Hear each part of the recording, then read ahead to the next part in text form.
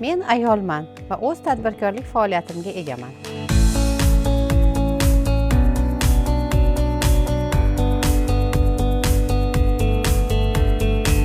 Men Xayrulayeva Zebiniso, Tantana tekstil mas'uliyati cheklangan jamiyat rahbariman. Faoliyatimiz 2014-yildan beri olib borilmoqda. Bugungi kunda korxonamizda 200 dan oshiq ishchi xodimlarimiz bor.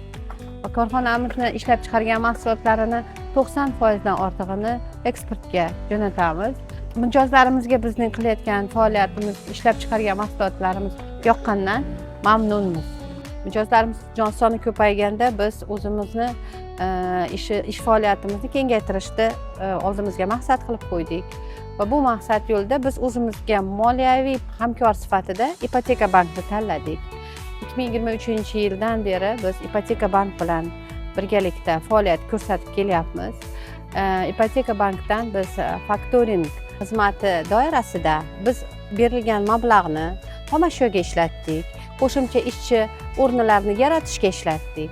Buning natijasida biz 50 ta yangi ishchi o'rni yaratdik va yillik mahsulot aylanmamiz 17 milliarddan 28 milliardga ko'tarildi.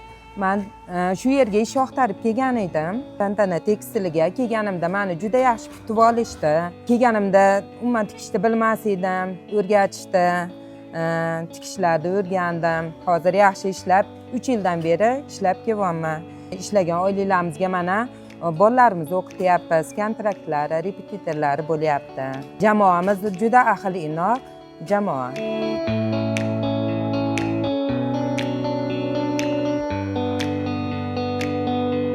Aslida ish faoliyatini oila bilan muvozanatini ushlab turish oson emas. Bu yerda menga xo'jayinim bergan daldalari, kuchlari katta yordam beradi. Biz shu kuch bilan biz katta muvaffaqiyatlarga erishishga muvaffaq bo'ldik.